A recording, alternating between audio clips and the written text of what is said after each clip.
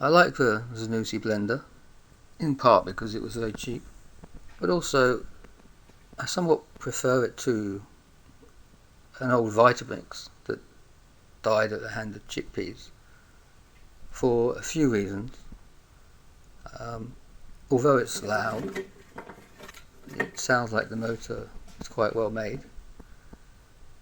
The jug is big and there's a lot of space at the bottom, along with this big set of blades.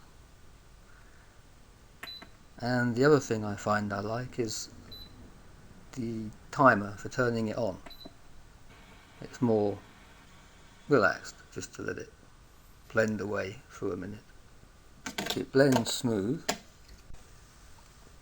To clean it, you can just turn it back on with some soapy water and save your fingers.